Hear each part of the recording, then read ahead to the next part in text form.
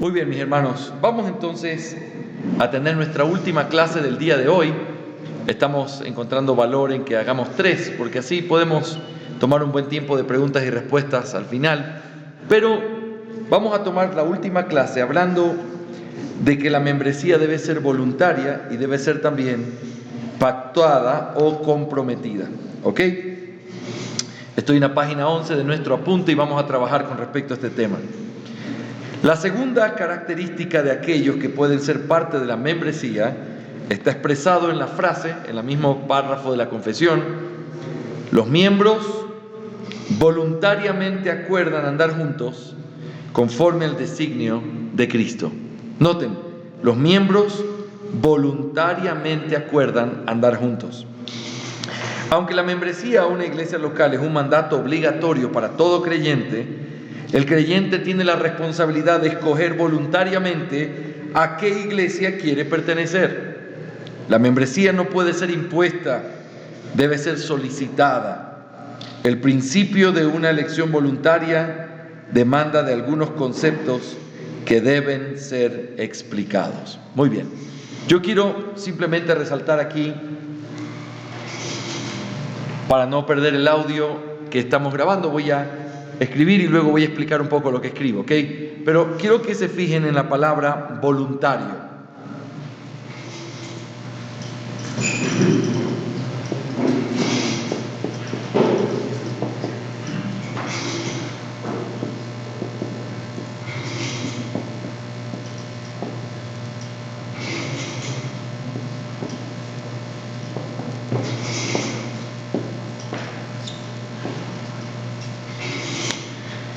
La palabra voluntario que nosotros encontramos aquí es bien importante, mis hermanos, porque esta palabra está conectado con una doctrina que es sagrada para nuestra doctrina reformada. ¿Por qué digo sagrada? Bueno, una de las cosas que se luchó grandemente en el tiempo de la Reforma fue el hecho de que nosotros no teníamos por qué ser impuestos a creer nada por ningún hombre, a menos que sea por medio de la palabra de Dios. Ustedes recuerdan que uno de los énfasis que hacía continuamente la Iglesia Católica Romana es que enviaba a hombres a pregonar y a decir: Dios dice tal cosa, y la gente tenía la responsabilidad de tener que, corriendo y asustados, tener que cumplir lo que supuestamente Dios decía. Usaban un interlocutor entre lo que Dios decía y lo que el pueblo tenía que escuchar, y la Iglesia Católica se ponía en medio. Ahora, ¿qué fue lo que eso creó? Eso creó una cultura en la cual todo lo que la Iglesia vivía era una imposición sobre la conciencia de los hombres. Los hombres no tenían conocimiento, no sabían qué era lo que Dios decía, no entendían la voluntad de Dios revelada en su palabra. Es más, no tenían acceso a la palabra. Y entonces los hombres tenían su conciencia completamente oprimida por causa de lo que la iglesia enseñaba. Ahora, cuando eso sucede, escuchen esto con muchísima atención. Una de las cosas que sale a la luz en el tiempo de la Reforma es la autoridad única que tiene la palabra de Dios, ¿sí o no? Esa autoridad única que tiene la palabra de Dios se manifiesta de manera práctica en diferentes cosas. ¿Cómo en qué? Como el hecho, por ejemplo, de que la Biblia tiene que ser interpretada por todo creyente. Como el hecho de que la Biblia es necesaria para la salvación y la santificación. Como el hecho de que la Biblia es clara y que lo pueden entender todos, no solamente los eruditos, sino los que no lo son. Por lo tanto, desde esas perspectivas, cuando uno habla de esta parte de la conciencia, la clara implicación de que la Biblia esté disponible, sea clara y que todos los creyentes la puedan interpretar, es que entonces nadie podía decirle a los cristianos: esto es lo que tienes que creer, a menos que lo pueda probar con la palabra de Dios.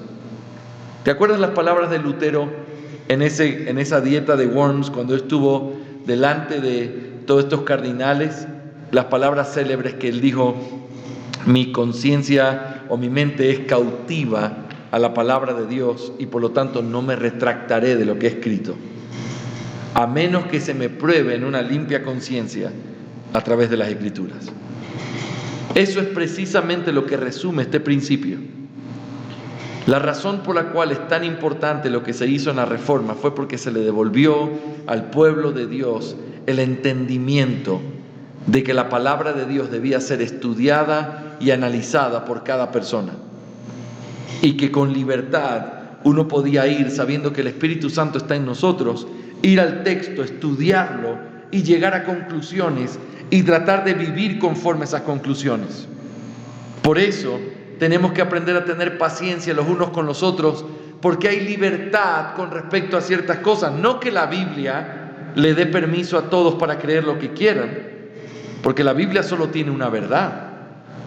Pero tenemos que reconocer que en medio de nuestra limitación, en medio de nuestra seguir luchando con el pecado y con la no claridad que hay en muchas cosas, nosotros seguimos en una lucha real, una lucha que tiene que ver con que tenemos remanente de pecado, y aunque tenemos libertad para interpretar, no necesariamente interpretamos correctamente.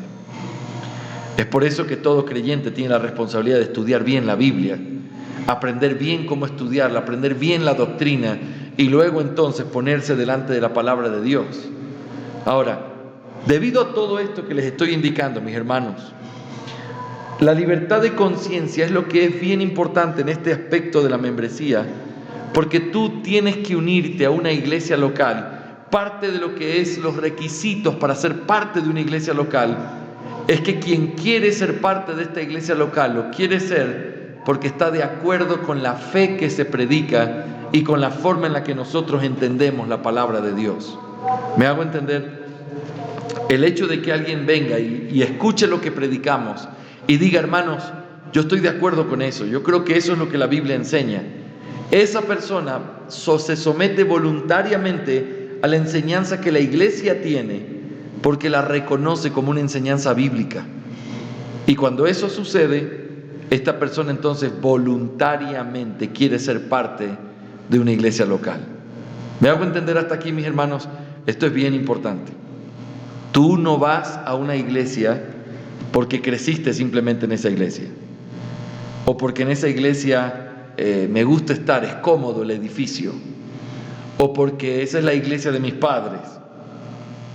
La razón por la que uno tiene que buscar una iglesia y ser parte de una iglesia es por la fe que se predica y se practica en esa iglesia, porque en la responsabilidad que todo creyente tiene de tener que interpretar las Escrituras, tiene que buscar una iglesia en donde se predique la palabra lo más pegado a lo que nosotros creemos que es verdad. ¿Me hago entender? Esto es bien importante, hermanos. Ahora, hay algunas cosas o algunos principios que incluyen, específicamente dos: el hecho de hablar de la membresía como una membresía voluntaria. En primer lugar, la membresía voluntaria requiere conocimiento. Esto implica que una iglesia debe tener establecidos claramente sus parámetros doctrinales, eso es su confesión de fe, y sus formas de gobierno, la política de la iglesia. La razón para ser parte de una iglesia no puede ser otra que la unidad doctrinal que tengo con estos hermanos. Cualquier otra razón simplemente se desvanece en las pruebas y con el tiempo. La verdad es más importante que las personas, más importante que los sentimientos o la cercanía. Ella es más importante que nosotros mismos. Piensen en esto. Si estamos hablando de que en una iglesia uno tiene que ir de manera voluntaria, y el hecho de ir de manera voluntaria implica que cuando tú en tu libertad de conciencia te das cuenta que lo que se está predicando y enseñando es correcto, hay algo que está implícito en la idea de ser voluntario o querer ser parte de una iglesia. ¿Y sabes qué es? Dos cosas fundamentales.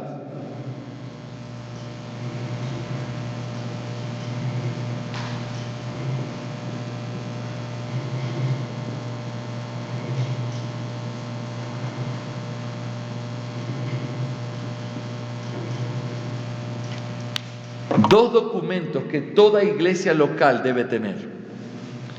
Escuchen esto, mis hermanos, porque es una enseñanza bien importante, sobre todo para los que tienen el privilegio de ser pastores.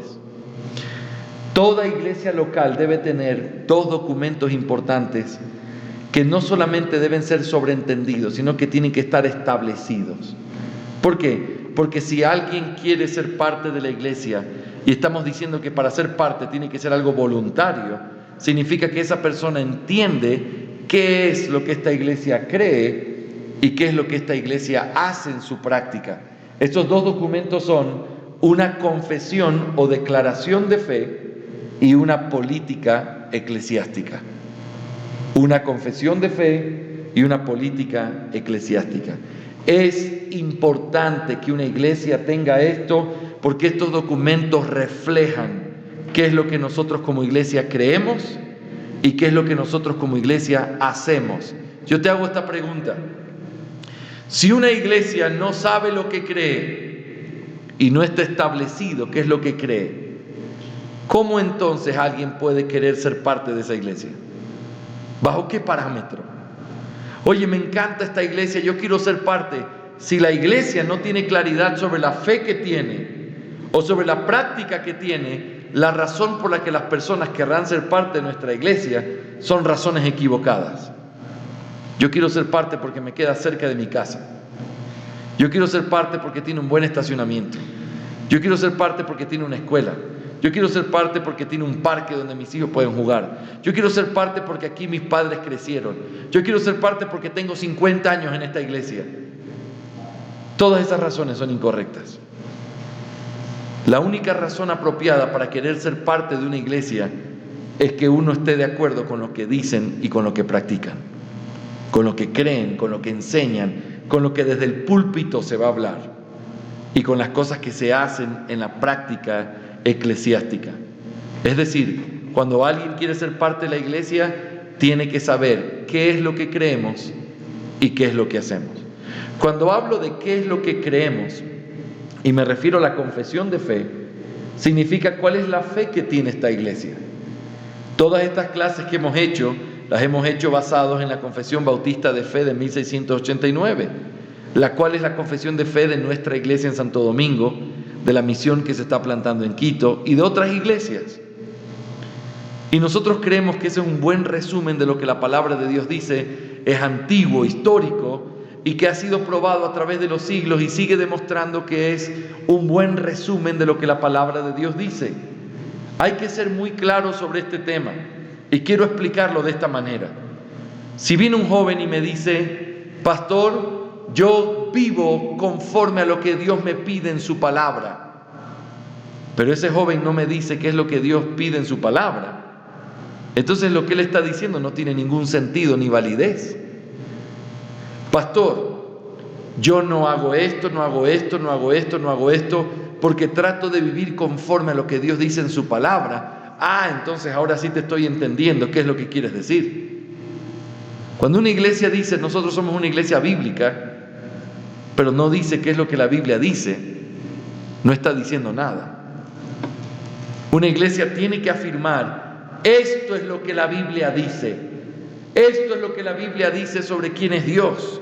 Esto es lo que la Biblia dice sobre quién es Jesucristo, sobre la deidad, sobre la Trinidad, sobre la salvación, sobre la fe, sobre las obras, sobre la segunda venida. Esto es lo que la Biblia dice.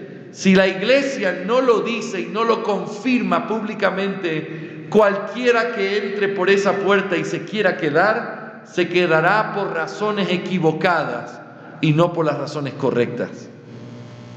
Toda iglesia tiene que tener una identidad y esa identidad tiene que ser tomada de la palabra de Dios. Y esa identidad es, esto es lo que nosotros creemos que la Biblia dice y que la Biblia enseña. A eso se le llama una confesión de fe. Nosotros, como les decía, tenemos la Confesión Bautista de Londres de 1689 porque creemos que es un buen resumen de lo que la palabra de Dios enseña. Y decimos, eso es lo que nuestra iglesia cree, porque podemos probarlo bíblicamente, porque creemos que eso es lo que está en la Escritura. Así que si alguien quiere ser parte de nuestra iglesia, tiene que saber, esto es lo que creemos. Si alguien dice, no, yo no creo que la salvación es obra de Dios, yo creo que el hombre tiene participación, yo creo que el hombre tiene libre albedrío para escoger a Dios si quiere. Si tú vienes a nuestra iglesia en Santo Domingo, tienes que saber eso no es lo que vas a escuchar desde el púlpito. Por lo tanto, tienes que pensar bien si quieres ser parte de nuestra iglesia. Porque la razón para ser parte de una iglesia tiene que ser la doctrina que una iglesia tiene. Pero no solo la doctrina, también la práctica eclesiástica. Hay personas que dicen: yo no sabía que aquí se escogían pastores de esa manera. Yo no sabía que aquí se decía que hay más de un pastor. Yo no sabía que aquí la membresía tenía que ser tal cosa. Yo no sabía que aquí los pastores tienen limitada su autoridad y la iglesia se espera de ellos responsabilidades que tienen que cumplir. Yo no sabía. Cuando alguien habla así, nosotros hemos fracasado como iglesia. Porque la que nosotros hacemos y la práctica que nosotros tenemos también tiene que estar clara cuando alguien quiera ser parte de nuestra iglesia. Vuelvo a repetir, si alguien se mete por las puertas de esta iglesia que hoy nos representa a todos y dice: yo quiero ser parte de esta iglesia, entonces uno tiene que entregarle la confesión de fe, la política eclesiástica y decir: esto es lo que creemos y así es como lo aplicamos. Estamos dispuestos a enseñártelo y si tienes preguntas tú puedes hacerlas, pero esto es lo que nosotros somos como iglesia. Y si alguien, después de saber qué es lo que creemos y cómo lo hacemos, quiere ser parte de la iglesia, la razón va a ser una razón voluntaria. ¿Me hago entender? No puede haber un deseo de ser parte de una iglesia voluntario si no hay una política y una confesión de fe que nos digan: esto es lo que creemos, decide si quieres ser parte de ello. ¿Me hago entender? Hermanos, estos documentos son sumamente importantes y la iglesia como un todo tiene que abrazarlos para que puedan identificarse con una fe en común. No estoy hablando solo de la confesión bautista de fe, estoy hablando cualquiera que sea la declaración que una iglesia vaya a tener, tiene que tener una declaración de fe. Porque la declaración de fe es lo que muestra realmente lo que una iglesia es. Pero también la política eclesiástica es cómo nos conducimos. Y esos documentos son sumamente importantes. Y vamos a hablar de eso más adelante en nuestra clase, pero es importante que ustedes puedan mirarlo de esta manera. Si la libertad de conciencia de cada cristiano lo lleva a poder interpretar la Biblia y tener que buscar un lugar donde se predique la Biblia de la mejor manera, cuando él llegue a una iglesia, lo primero que tiene que encontrarse es qué creemos y qué hacemos, para que él pueda juzgar si él quiere ser parte de esa iglesia o no. ¿Me hago entender? Sí, mis hermanos, esto es bien importante. Pero, en segundo lugar, una membresía voluntaria no solamente requiere conocimiento, requiere también sometimiento. Decidir la iglesia en la que quiero congregarme y el formar parte de ella es una decisión voluntaria, pero después de que voluntariamente he decidido cuál será mi iglesia, debo sostenerme a la fe y someterme a la fe y a la práctica de esa iglesia. Hermanos, vuelvo a definir esto y escuchen esto. Si una iglesia local es una comunidad de creyentes que se reconocen mutuamente, que han decidido caminar por una fe en común y que han hecho un compromiso ante Dios y entre ellos, si eso es una iglesia, entonces cuando alguien quiere ser parte de esa iglesia, tiene que someterse voluntariamente a lo que la iglesia cree y a lo que la iglesia practica en su práctica eclesiástica. Porque si eso no es así, entonces las iglesias sufren, se dividen. Porque lo que nosotros tenemos que preservar es esa unidad. Y esa unidad se preserva no a través de intereses políticos, no porque así lo hemos hecho siempre, sino a través de la doctrina. Cuando la doctrina está establecida, entonces la unidad está puesta. Y si alguien quiere ser parte de esa iglesia, se somete voluntariamente a lo que esa iglesia enseña. Si tú estás en una iglesia donde no puedes con limpia conciencia someterte a lo que se enseña, lo mejor que puedes hacer es ser transparente, amar a tus hermanos y salir en paz. Tú no puedes ni fuiste llamado a tratar de romper la estructura o crear divisiones. Cuando uno es pastor y uno tiene la puerta abierta para guiar a la iglesia, eso es otra cosa. Pero cuando uno llega a una iglesia y la iglesia tiene una cierta estructura eclesiástica clara, entonces uno tiene que o someterse a lo que se enseña o simplemente debe salir. Es diferente cuando no hay una estructura clara y se está tratando de establecer una estructura. Entonces eso es diferente. Eso es lo que está sucediendo en esta iglesia y lo que está sucediendo en muchas otras iglesias, donde se trata de establecer un criterio, enseñándole a la iglesia, moviendo a la iglesia para que se pueda establecer, y luego que esté establecido, entonces se aplican los principios de los que estamos hablando. Pero es bien importante, hermanos, que nosotros podamos mirar esto con claridad, porque esto es precisamente lo que el Señor nos manda con respecto a la membresía. ¿Quiénes deben ser parte de una iglesia? Los que quieran ser parte de esa iglesia.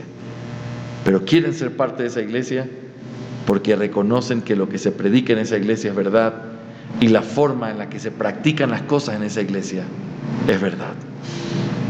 Y entonces voluntariamente se someten a esa iglesia. En tercer lugar, la membresía no solamente debe ser de creyentes, no solamente debe ser voluntaria, también debe ser pactada o comprometida. La tercera característica se describe por medio de las siguientes palabras en el párrafo de la confesión: dándose a sí mismos al Señor y mutuamente por la voluntad de Dios, profesando sujeción a los preceptos del Evangelio. Esta membresía es algo formal, una decisión que debe ir respaldada por una ceremonia pública que incluye un pacto delante de Dios y delante de los hombres. La base bíblica para esta ceremonia descansa en la formalidad que la Iglesia Apostólica tenía con respecto a los asuntos de pecado entre los miembros. Por ejemplo, como 1 Corintios 5 y Mateo 18 son una muestra de reunirse y publicar las decisiones de la Iglesia entre los hermanos. Si cuando un hermano que no quiere arrepentirse de su pecado es llevado a la congregación para que la iglesia hable con él y busque su arrepentimiento, y si no lo hace sea expulsado, ¿no es evidente que para recibir a un hermano se requiere el mismo procedimiento formal? Es por eso que creemos en la importancia de este pacto. Uno, al ser parte de una iglesia, debe hacer un pacto voluntario, pero al mismo tiempo comprometido 100% ante Dios y ante sus hermanos.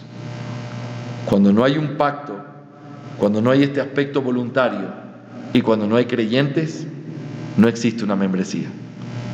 Pero si hay creyentes que voluntariamente se someten a lo que se enseña en esa iglesia porque lo reconocen como bíblico, y si estos creyentes también hacen un pacto entre ellos y delante de Dios, ahí es donde existe una iglesia bíblica.